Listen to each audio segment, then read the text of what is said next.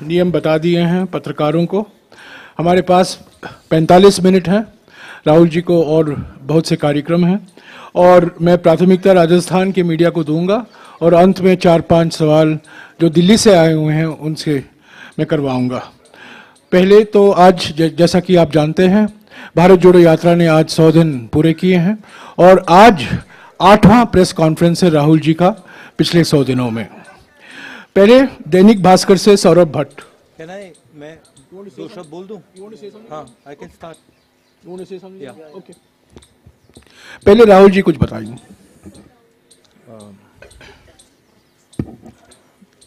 आप सबका यहाँ बहुत बहुत स्वागत।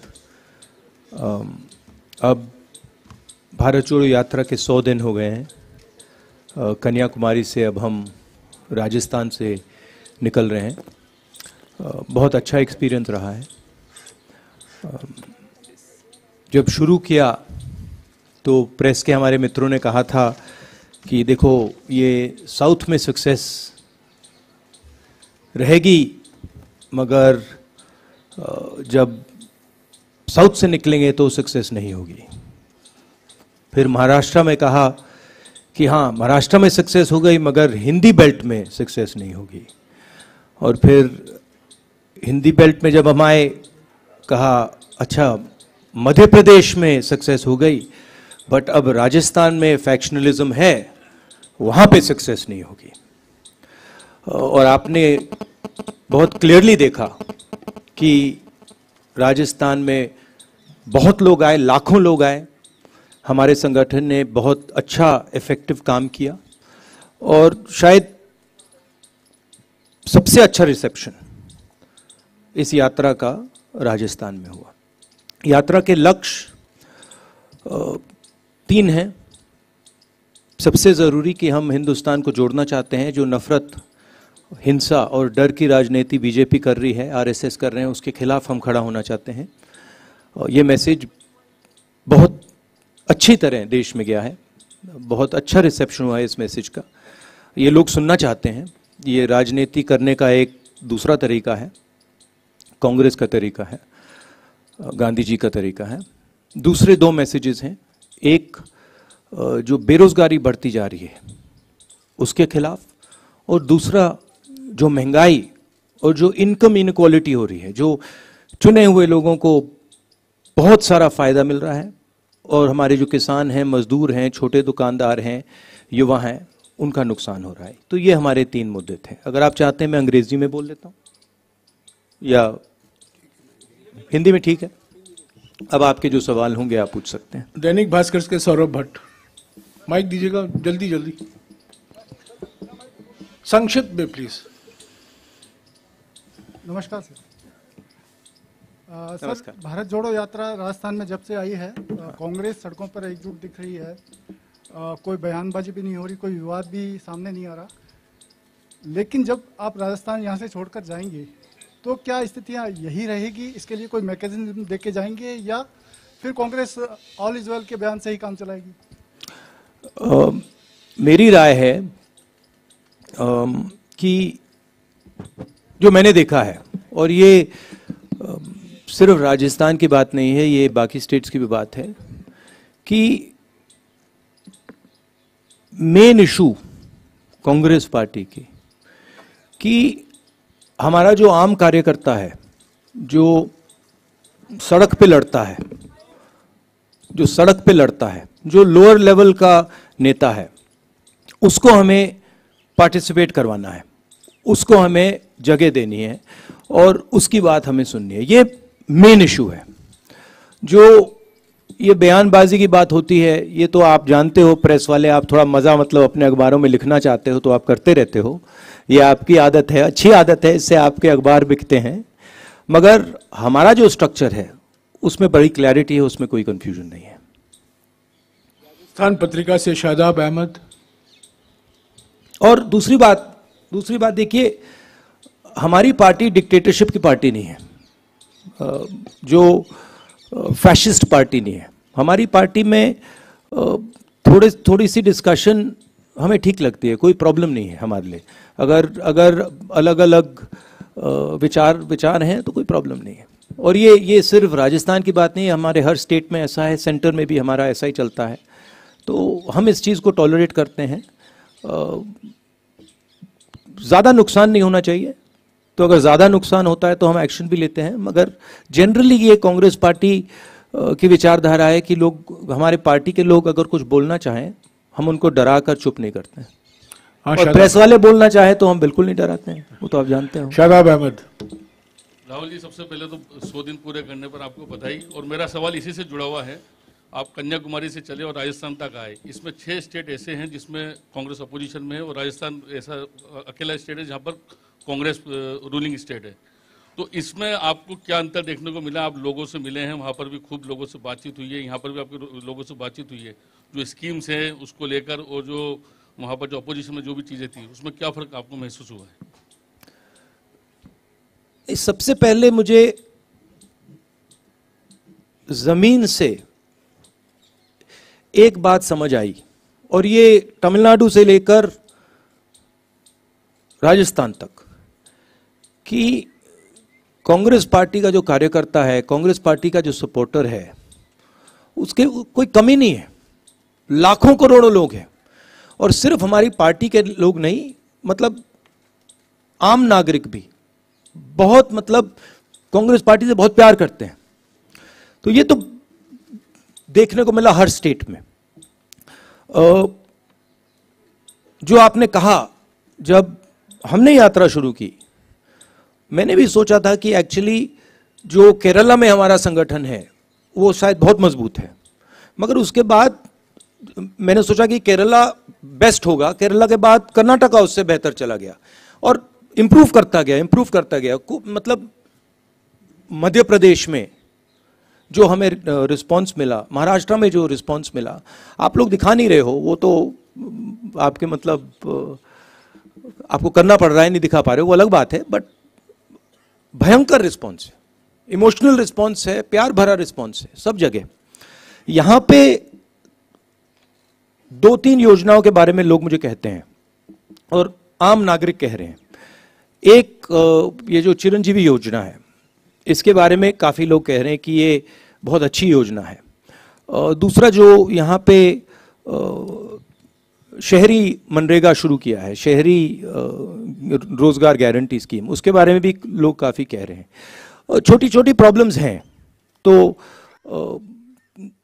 चलते हुए लोग थोड़ी शिकायत करते हैं कि यहाँ पे बिजली नहीं आ रही है थोड़ी सी, या फ्लोराइड, आज लोगों ने मुझे कहा कि उनके गांव में फ्लोराइड का पानी है। तो ऐसी शिकायतें तो आती है, वो तो सब जगह आती हैं। तो ओवरऑल काफ़ी अच्छा रिस्पॉन्स रहा है। नवज्योति से गुणेंद्र, शिकायत नहीं है। नवज्योति से गुणेंद्र शर्मा।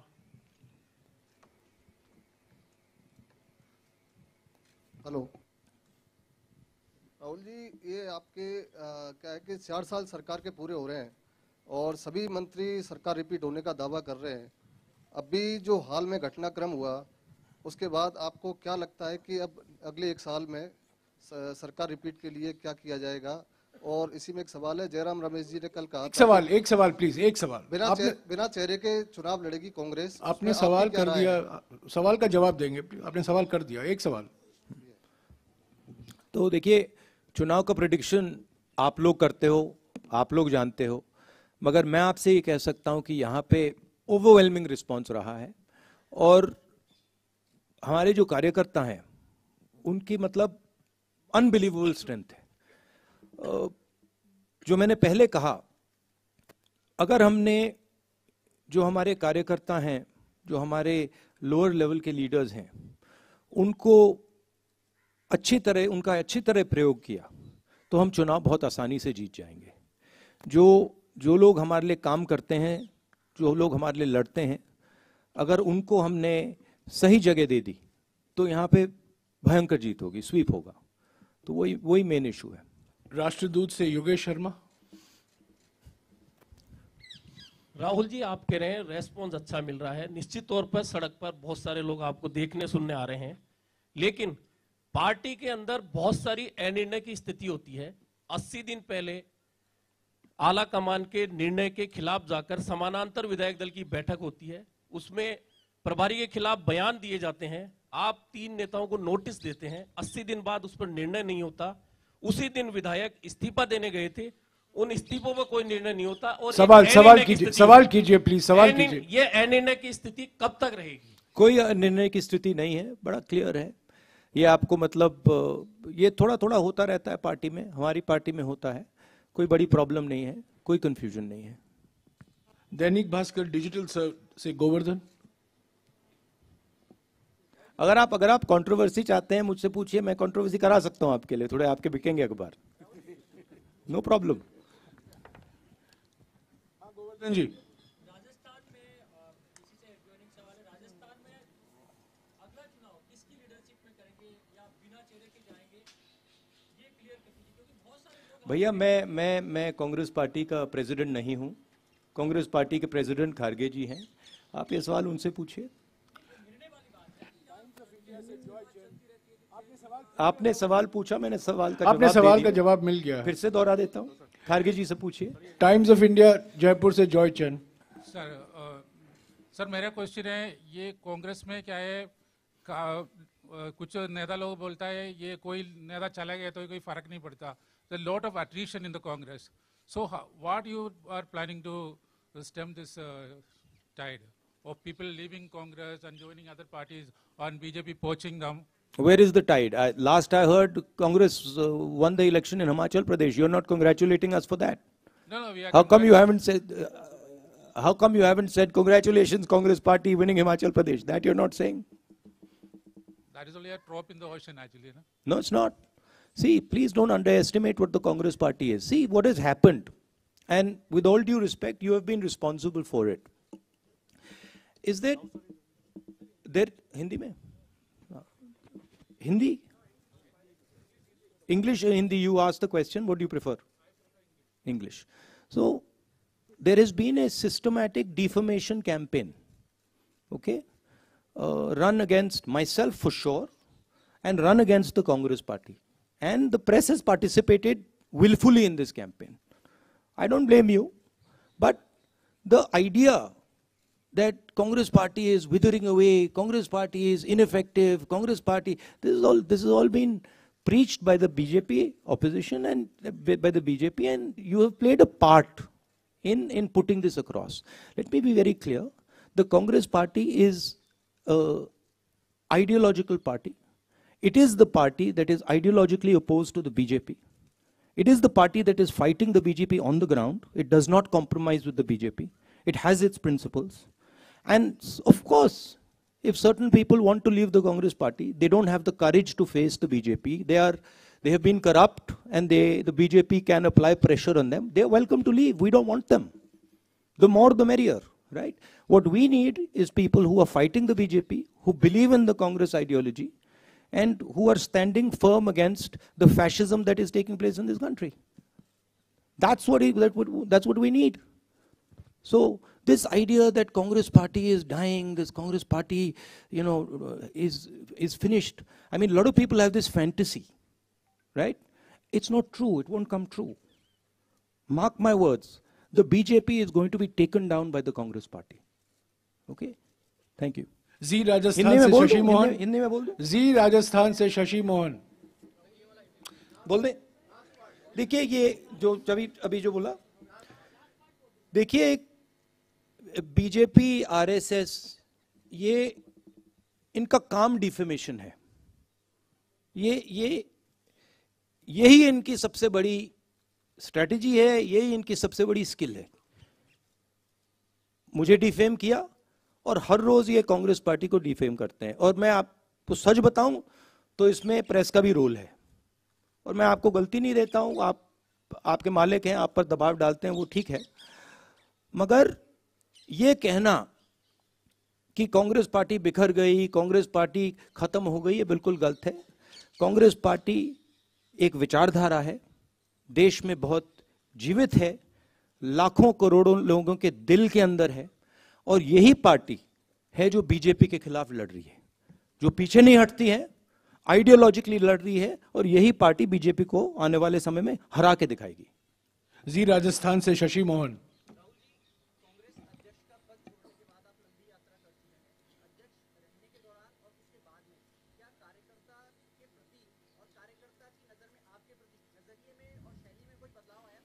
ये तो भैया आपको उनसे पूछना पड़ेगा।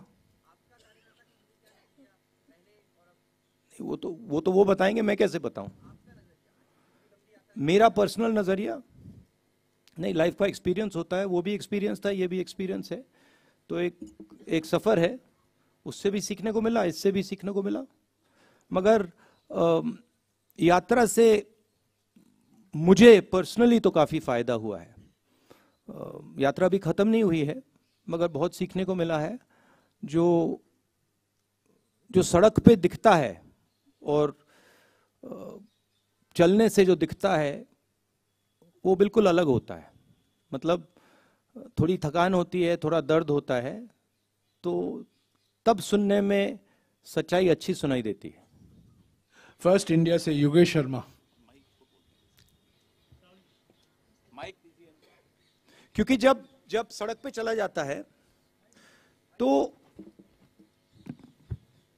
जैसे हम लाखों लोगों से मिल रहे हैं और 1-to-1 बात होती है, और जब हम सड़क पे चलकर बात करते हैं तो जैसे हम किसान से मिलते हैं तो वो इस बात को समझ लेता है, एकदम समझ लेता है कि ये जो व्यक्ति आया है ये दर्द सह के आया है, ये फालतू में नहीं आया है, ये चल के आया है,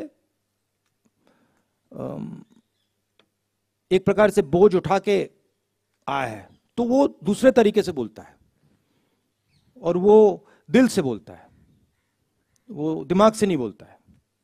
तो जब हिंदुस्तान की जनता दिल से बोलती है तो बिल्कुल अलग चीज समझ आती है। एक बात यह है। दूसरी बात है कि मुझे लगता है, और इसमें मैं शायद गलत हूं, मगर मुझे लगता है कि हमारी राजनीति में जो पहले हमारी राजनीति हुआ करती थी, खासतौर से 70-80 साल पहले महात्मा गांधी जी के समय की राजनीति, इंडिपेंडेंस की राजनीति, उसमें राजनेता जनता के बीच में होता था। एक प्रकार से जनता के अंदर होता था, दूरी नहीं थी।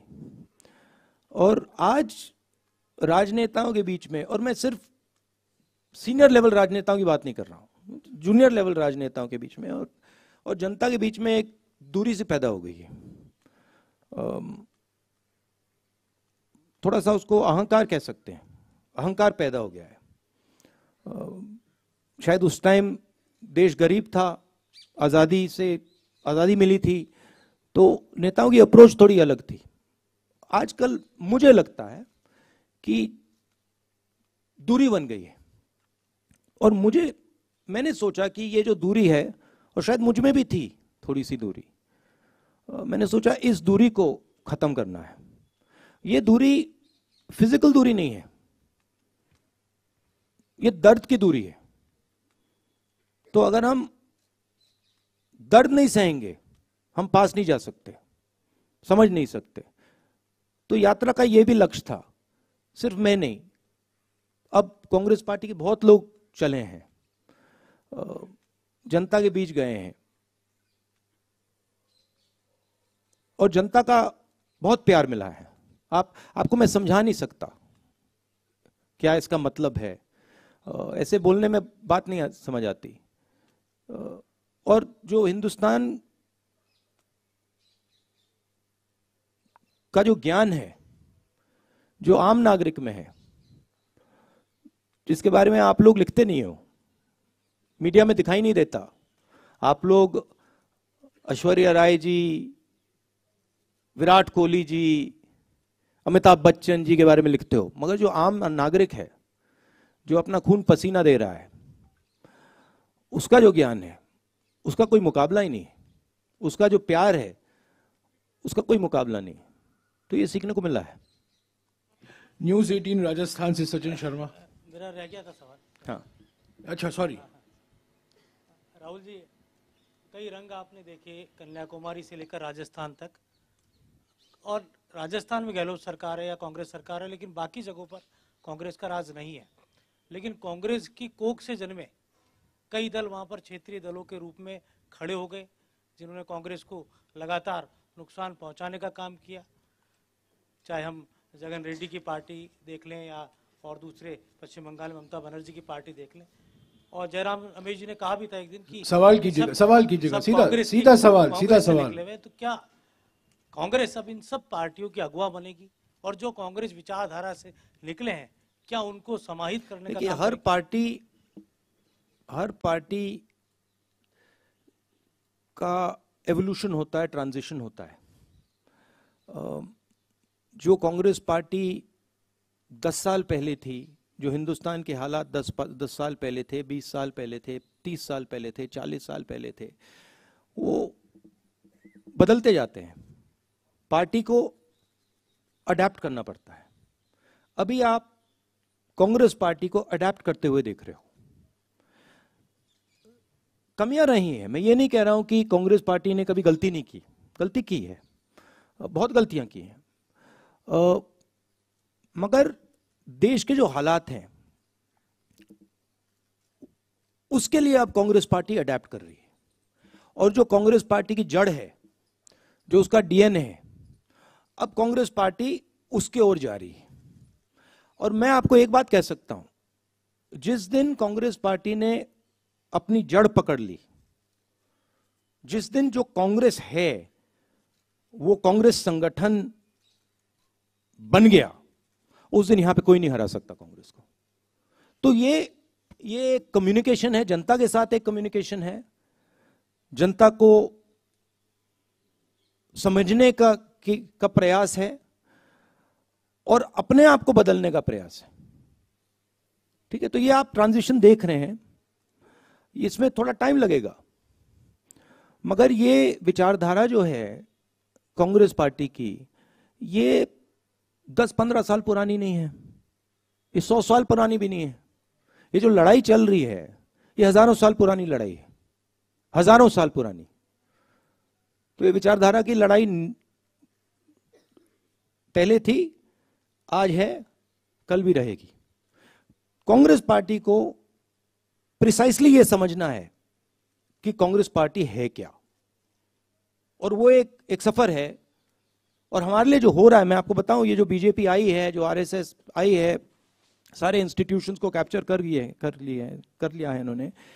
ये कांग्रेस पार्टी के ट्रांजिशन के बदलाव के लिए, ट्रांजिशन के लिए नई एक जो कांग्रेस पार्टी का रूप है, उसके लिए बहुत अच्छा है, खराब नहीं है। और जो हमारे सीरियस नेता हैं, जो कांग्रेसी हैं, उनको ये मालूम है, और वो दिख जाते हैं, वो डरते नहीं हैं, वो दिख जाते हैं। न्यूज़ 18 राजस्थान से सचिन शर्मा। माइक दीजिएगा जल्दी यार, माइक ऊपर। मेरा सवाल ये है आपसे कि ओपीएस राजस्थान ने लागू किया, हिमाचल में भी ओपीएस की वजह से ही संभवतः आप लोग सत्ता में आए। कल आप रघु राजन सर से मिले हैं, उनसे आपकी बातचीत? ये आपने बहुत बड़ी स्टेटमेंट की कि बहुत बड़ा हिमाचल में आप ओपीएस के कारण आए। ये मतलब साइंटिफिक एनालिसिस किसी ने नहीं किया है। उसका एक बड़ा रोल रहा होगा। गहलोत साहब भी कई बार गए, उन्होंने ओपीएस की बात कही, लेकिन कई अर्थशास्त्री उसके विरोध में, उसके खिलाफ हैं। कल आपकी रघुराम राजन साहब से लंबी बात हुई, क्या उनसे इस बारे में आपकी कोई बातचीत हुई? उनकी क्या राय है, और आप इस बारे में? नहीं, उनसे इसके बारे में राय नहीं हुई। आप क्या सोचते हैं सर? प्यार से भैया, नहीं, उनसे बात नहीं हुई, मगर हमारी जो जनरल अप्रोच होती है, जो हमारी स्टेट लीडरशिप, नॉर्मली जो स्टेट लीडरशिप करना चाहती है, थोड़ी सी फ्लेक्सिबिलिटी हम उनको देते हैं।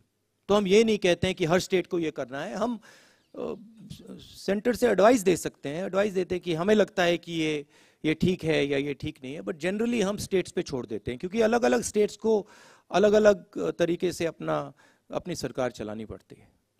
इंडिया न्यूज़ राजस्थान से दिनेश डांगी।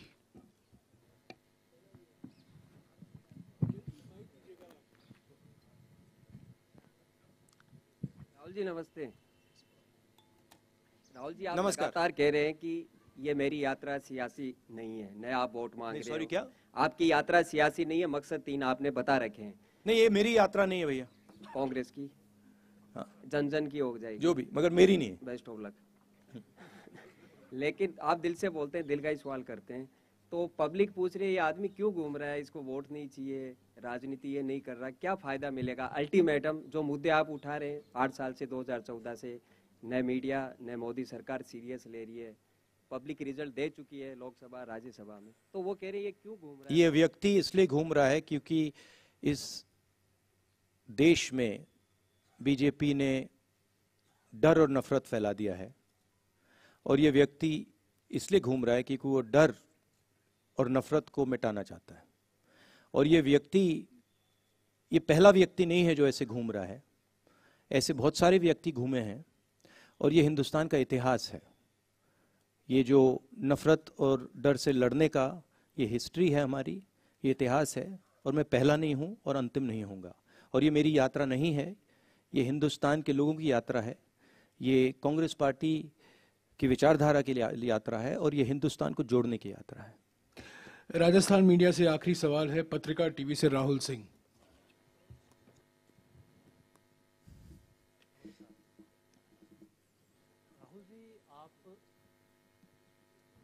देखिए, हिंदुस्तान, एक और चीज जोड़ना चाहता हूं। देखिए, हिंदुस्तान में एक फैशन बन गया है, और ये प्रेस वालों ने भी थोड़ा फैलाया है, बीजेपी आरएसएस तो फैलाती है, कि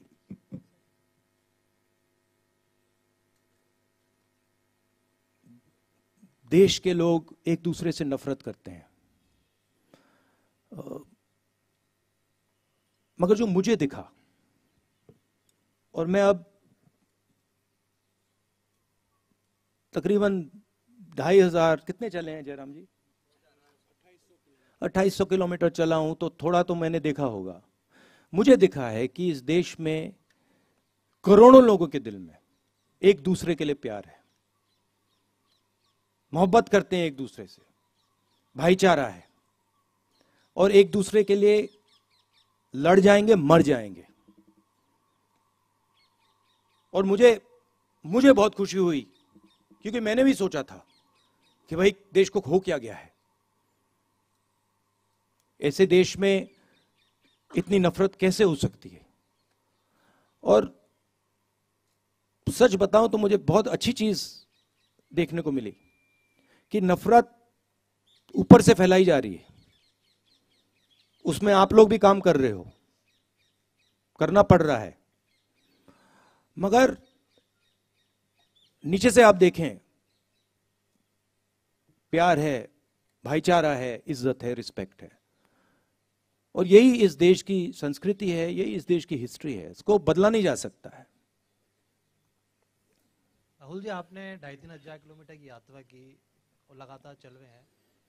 इस पूरी यात्रा में राजनीतिक रूप से, सामाजिक रूप से क्या आपने बदलाव, क्या दो तीन अहम चीजें महसूस की जो आने वाले समय में चुनौती बन सकती है और कांग्रेस पार्टी उसका मुकाबला भी कर सकती है? इस तरह की क्या दो तीन चीजें अहम रूप से महसूस किया आपने?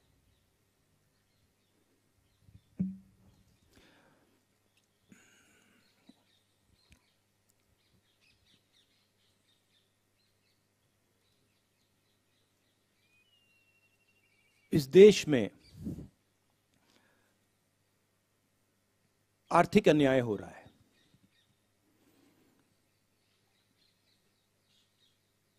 और देश के लोगों को ये दिख रहा है। देश के लोग देख सकते हैं कि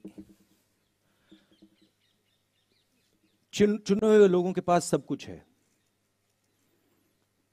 सपने हैं, अरबों रुपए हैं, सब कुछ है, और करोड़ों लोगों के पास कुछ नहीं है, सबको दिख रहा है।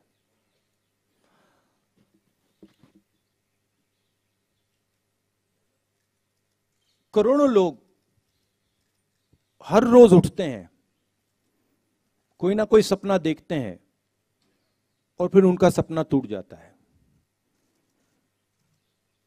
युवा कोई इंजीनियर बनने की कोशिश करता है, कोई डॉक्टर बनने की कोशिश करता है, दिल में उनको सच्चाई मालूम है कि कुछ मिलेगा नहीं, जानते हैं। जैसे बहुत सारे युवा मुझसे कहते हैं, मैं पूछता हूं क्या कर रहे हो, आईएएस में जाना चाहते हैं।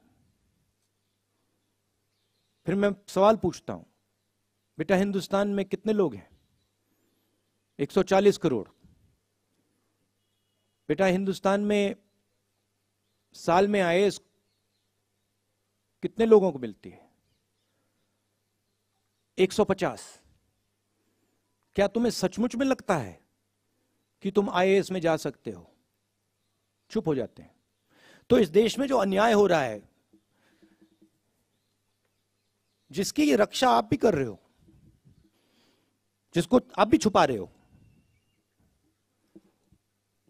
आप नहीं छुपाना चाहते हो मगर छुपा रहे हो, वो देश की जनता को दिख रहा है। और यही कांग्रेस पार्टी का काम है कि जो देश को जो विजन होना चाहिए,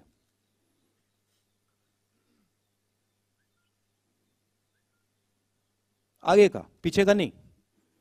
बीजेपी कहती है देखो देखो देखो 2000 साल पहले क्या हुआ, वो विजन नहीं होता है।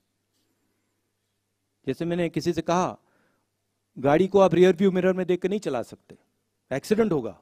वही हिंदुस्तान को हो रहा है। कांग्रेस पार्टी आगे देखती है, भूलते नहीं, हिस्ट्री को भूलते नहीं है, मगर हम आगे देखते हैं। हम देश को विजन देने की कोशिश करते हैं, हम देश की आवाज सुनते हैं। तो हमारे लिए बहुत बड़ी अपॉर्चुनिटी है और यह काम सिर्फ कांग्रेस पार्टी कर सकती है और कोई बीजेपी नहीं कर सकती। तो हमारे लिए बहुत बड़ी अपॉर्चुनिटी है। दुख होता है, यह देखकर दुख होता है कि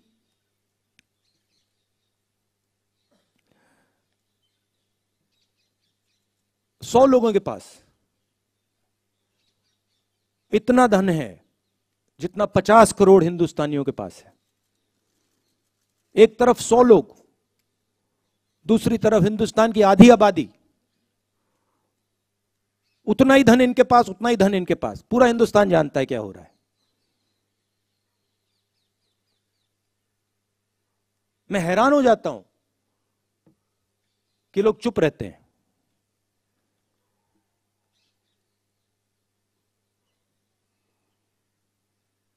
दिल बड़ा है उनका, मगर ऐसे देश नहीं चलाया जा सकता। तो ये समझने को मिला मुझे। राहुल जी, हमारे पास 5-7 मिनट बाकी हैं। 3 सवाल जल्दी लूंगा मैं दिल्ली स्थित मीडिया से। असीम कमाल, पीटीआई से।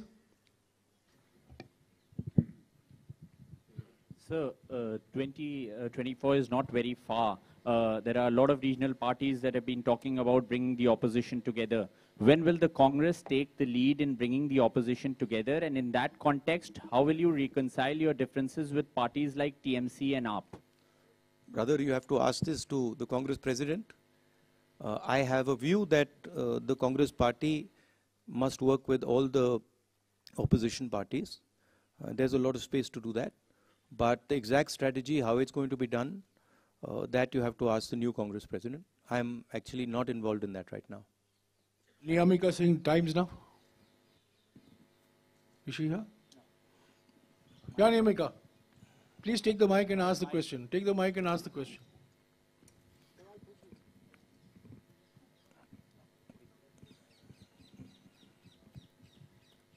Hi, sir. Sir, my question to you is that after this successful completion of 100 days of Bharat Jodo Yatra, is the Congress party also planning to move from west to east in the country? अब देखते हैं, let us see. But you know, before I came to this press conference, I was having lunch with my friend here.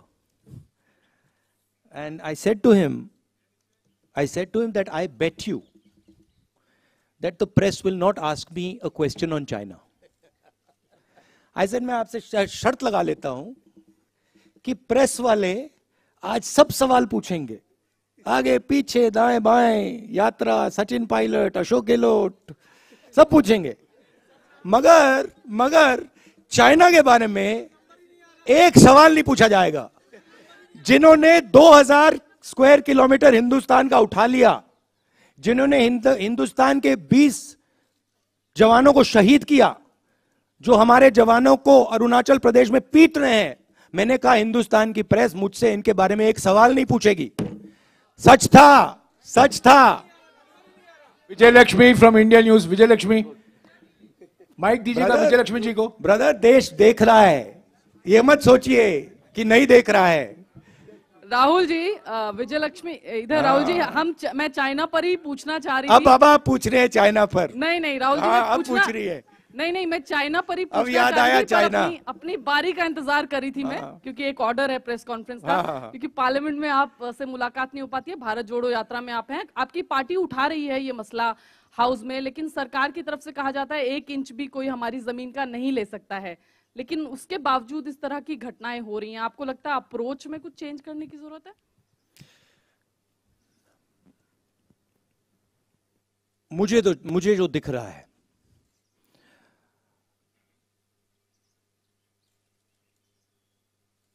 जो China का threat है, और मुझे तो वो क्लियर, और मैं इसको अब 2-3 सालों से कह रहा हूं, वो बिल्कुल क्लियर है। और सरकार उसको छुपाने की कोशिश कर रही है, सरकार उसको इग्नोर कर रही है। मगर उस थ्रेट को ना छुपाया जा सकेगा और ना इग्नोर किया जा सकेगा। उनका पूरा प्रिपरेशन चल रहा है, उनका लद्दाख की साइड और अरुणाचल की साइड पूरा ऑफेंसिव प्रिपरेशन चल रहा है। हिंदुस्तान की सरकार सोई हुई है। इस बात को हिंदुस्तान की सरकार सुनना नहीं चाहती है, मगर उनका प्रिपरेशन चल रहा है, और प्रिपरेशन युद्ध का है। प्रिपरेशन कोई इंकर्जन का नहीं है, प्रिपरेशन युद्ध का है। अगर कोई भी इन बातों को समझता है, अगर आप उनका वेपन्स का पैटर्न देख लें, वो क्या कर रहे हैं वहां पे, वो युद्ध की तैयारी कर रहे हैं। और हमारी सरकार इस बात को छुपाती है और इस बात को शायद एक्सेप्ट नहीं कर पा रही है। हो क्यों रहा है? क्योंकि हिंदुस्तान की सरकार इवेंट बेस्ड काम करती है।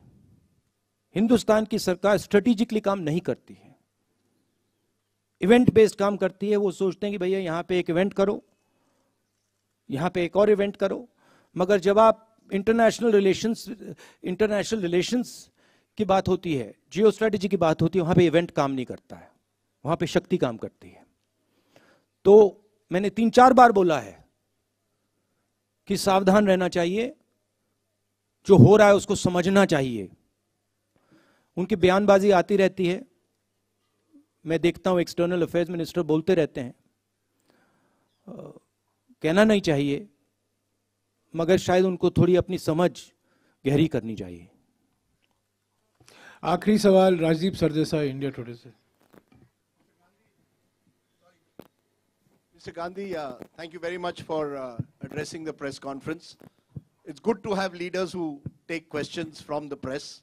And we were going to ask a question on China as well. No, you were not. No, we had it. Moshmi and I had discussed it, but that's okay, sir.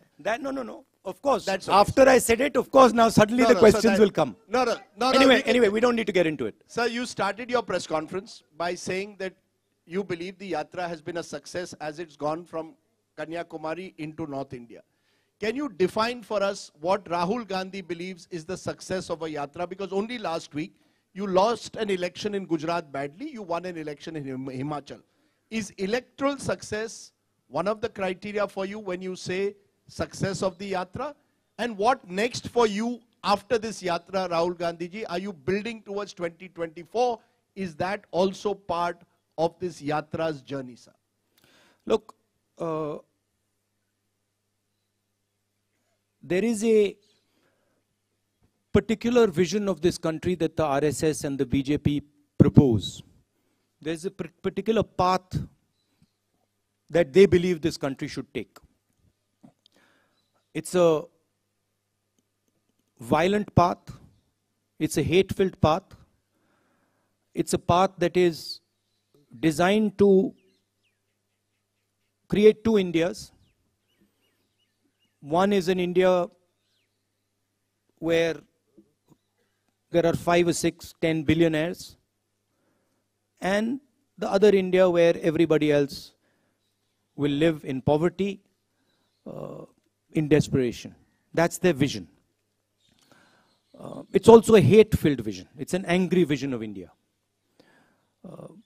And it is a view.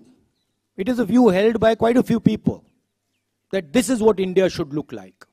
That one language should dominate, one state should dominate, one idea should dominate, one culture should dominate, right? One religion should dominate. And there's another view. And that view is that this country should talk to itself. It should have a conversation with itself. It should be affectionate to itself. It should understand the pain that this country is going through. It should not be arrogant, it should be humble. It should reach out to other people. It should embrace other people. This is another vision. This is what the Bharat Jodo Yatra has been very successful at showing. That there is another alternative. Nobody in the Yatra is beating each other up. Nobody is abusing each other. Someone falls down, everybody lifts them up. Nobody asks, what caste are you? Which state do you come from? How dare you come here? Nobody is asking these questions, right? And that the Yatra has been full of love and affection. Anybody comes, they're treated with respect. Doesn't matter who they are. A lot of people come to me, when I'm talking to them, I don't agree with them. They'll say something to me, I tell them I don't agree with you. But there is the space for the disagreement. So where the Yatra has been extremely successful is that it has shown that there is another way of doing things. It has shown that you can actually respect people, you can actually embrace people, you don't have to be nasty and cruel. Okay, so there it has been a tremendous success. What next for me? I have said that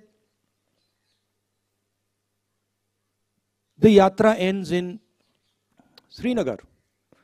I think it will end by the end of January. And I've said that, look, it is my endeavor to focus on this Yatra until the flag is hoisted in Srinagar. It's a public journey. It's a journey of many, many yatris, millions of people. But for me also it's a private experience. It's getting to understand a lot about the people that I love, about myself. And so it has been a big experience for me. It's been a very good learning experience for me personally. And you can ask that question to most of the yatris, they will tell you the same thing.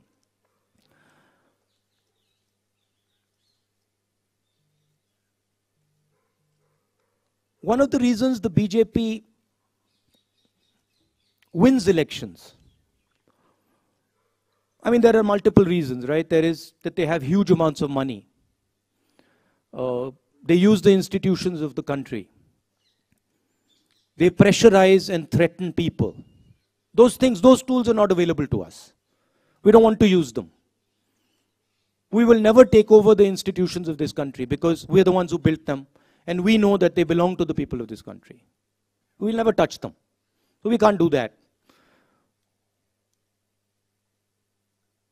We don't have access to that money. We never will.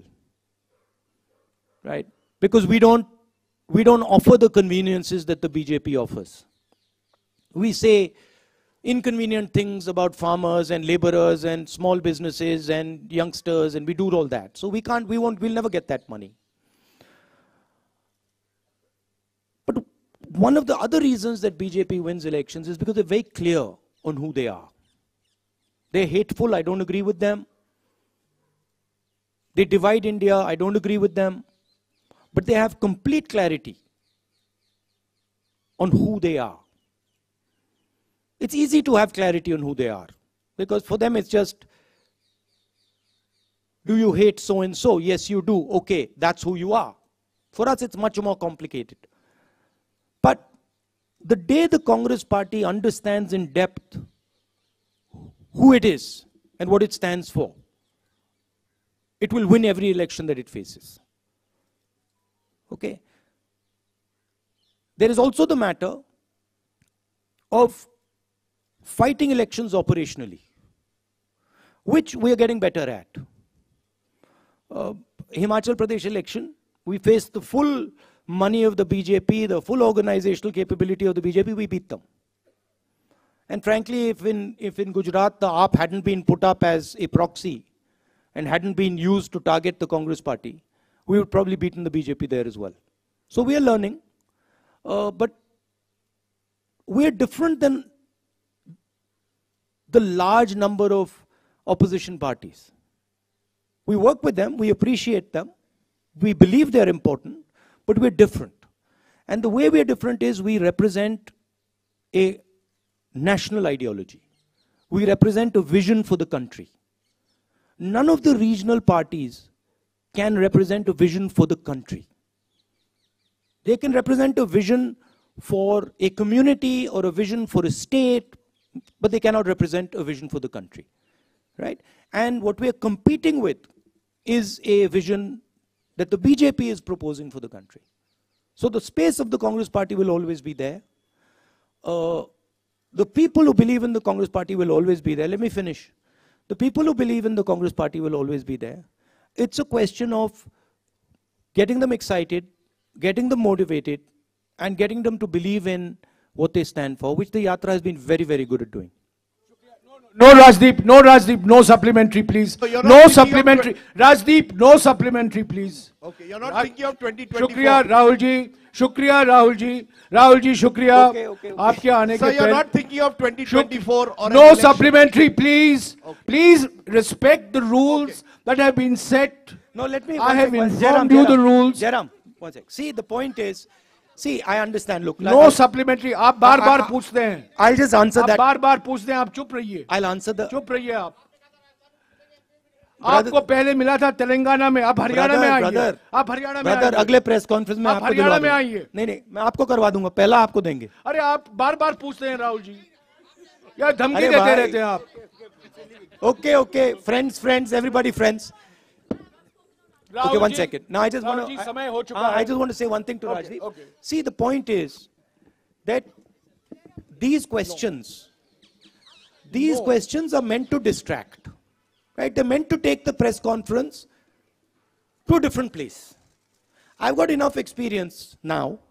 I'm not going to fall for it. Right?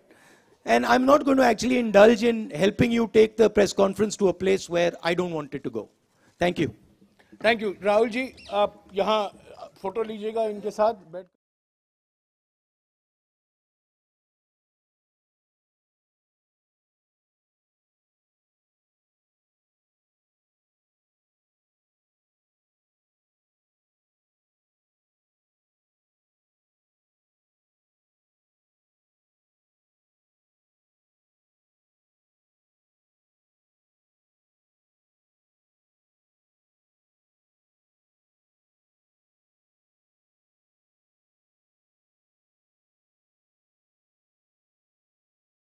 सत्य हिंदी का app download करें Google play store पर.